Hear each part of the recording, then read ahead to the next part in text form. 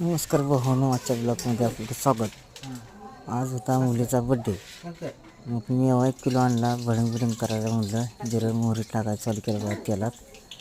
त्याला जिरं मोहरी टाकून सगळं व्यवस्थित शेंगदाणं बी भाजलं. शेंगदाणं भाजून मीठ बी टाकलं, मिळत शेंगदाणं बी टाकलं. त्यात हळद चटणी ती घेतली. कोथिंबीर लसूण कुटून घेतला.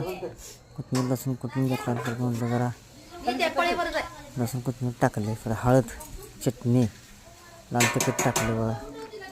जरा भाजून घेतला मसाला. परत कढीपत्ता ते टाकायला लावला.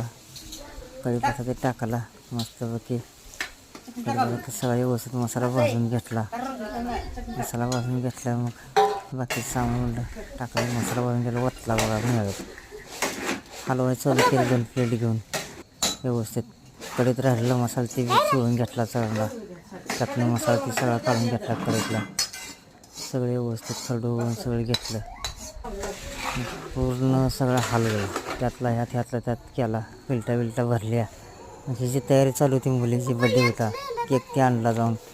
केक ते आणून त्याचं काढायचं चालू होतं. खोकं ताटात ठेवलं. खोकं ते केक ठेवलं ताटात. मग आल्या बायका सगळ्या हळदी उकू ते लावायला आल्या. सगळे शेजारचे ते बोलवले सगळे. ते चालू झाले. त्याला शेळ्या चारायचा गोड सगळ्या ते एक घेऊन बायका हळदी उकू लावायला आल्या. पोरं झाली सगळे चिली केली. त्यांचं चालू होता कालवा. इथं वस्तू म्हटलं हे घेतले. बड्डे चालू झाला. केक बी कापायचा व्यवस्थित मस्त केलं. आता केक कापायला आल्या पण सगळेजण आपल्या बड्डेची म्हणायला चालू केलं. सगळ्यांनी केक ते चारला त्याला. मग काय म्हणून फिलता तर भरून म्हणलं तो सर फिलता भरून आणली आतून जाऊन.